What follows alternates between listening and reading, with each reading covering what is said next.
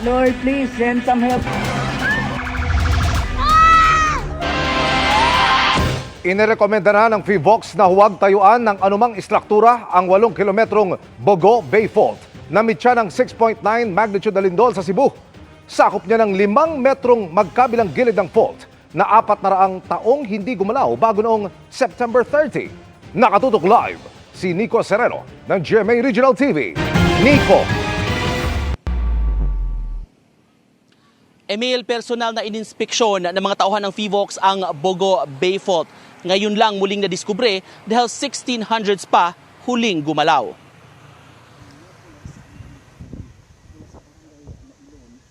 Ipinagpatuloy na makawani ng Philippine Institute of Volcanology and Seismology o PHIVOLCS ang pag-imbestiga sa Bogo Bay Fault. Ngayong araw, kabilang sa binisita ng PHIVOLCS ang residential area na ito sa Barangay La Paz, na bahagi ng extension ng fault batay sa paggalaw ng lupa. Aabot na sa 8 kilometro ang haba ng fault sa lupa. Kaya kinausap ng mga tauhan ng PHIVOLCS ang mga residente para mapaintindi ang nangyaring lindol at epekto ng fault sa kanilang lugar. Ayon sa PHIVOLCS, nasa dagat talaga ang haba nitong fault, kaya pinangalan ng Bogo Bay Fault. Pero sinusuri nila ngayon ang kahabaan nito papunta dito sa kalupaan na siyang iniimbestigahan ngayon ng ahensya.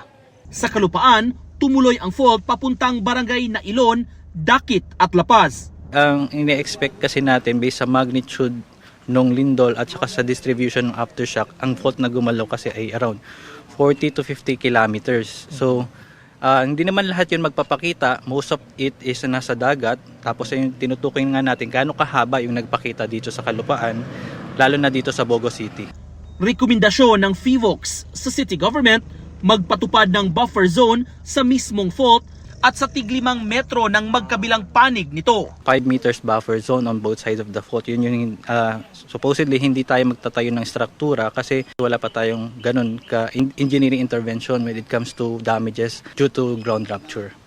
Ayon sa PHIVOLCS, ang Bogo Bay Fault na mitya ng magnitude 6.9 na lindol sa Cebu ay natagpuan sa sitio Look ng barangay na Ilon sa Bogo.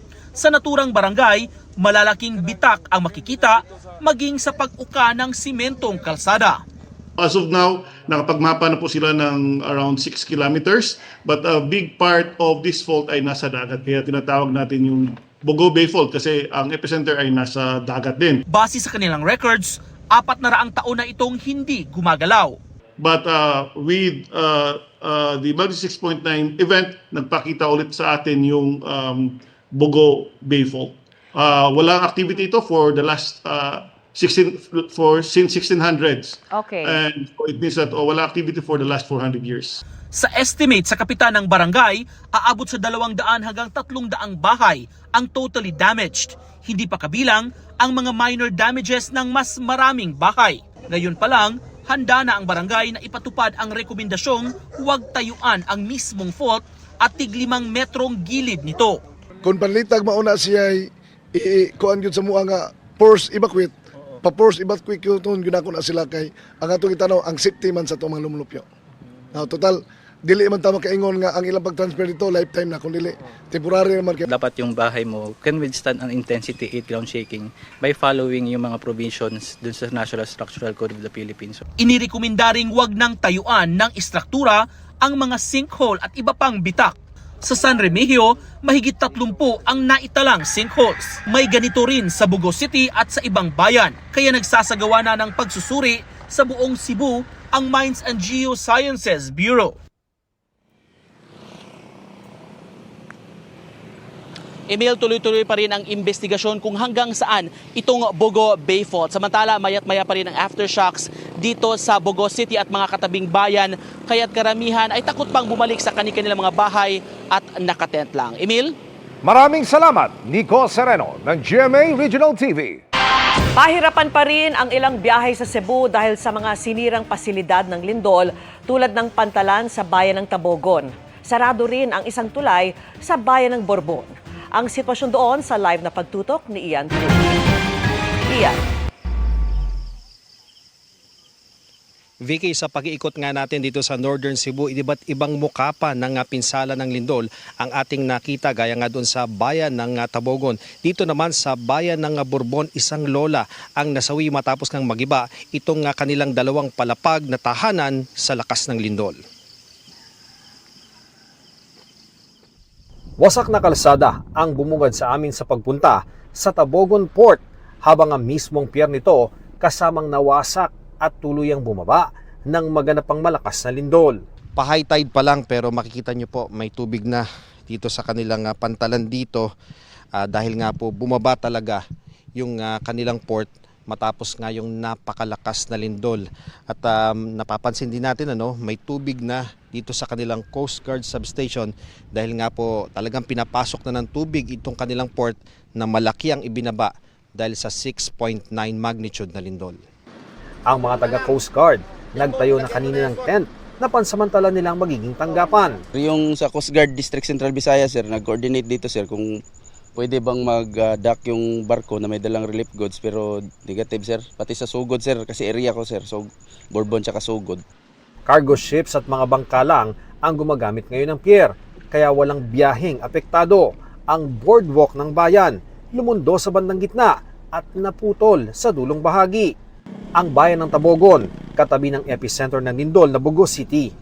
Sa tala ng pamahalaang panlalawigan, 5 ang nasawi sa Tabogon dahil sa lindol, 4 sa kanila nakatira sa barangay Pio na nasa gilid ng bundok. Mas malaki pa sa mga sasakyan yung ilan sa mga batong bumagsak matapos nga ang lindol at makikita po natin dito yung bakas na dinaanan nitong bato matapos tumama dun sa bahay. Kabilang sa mga nasawi, ang anak, kapatid at lola ni Jo Marie.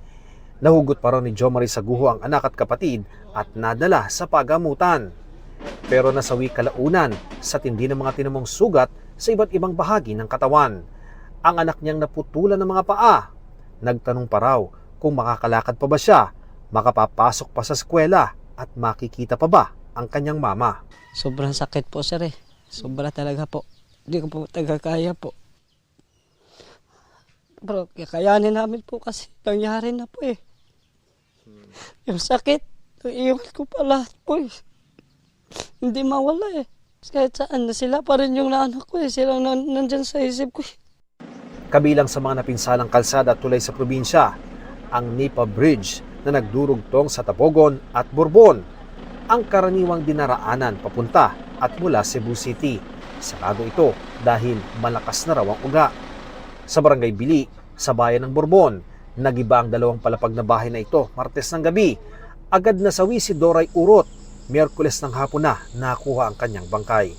Nakaligtas naman ang kanyang asawa na naisugod sa ospital.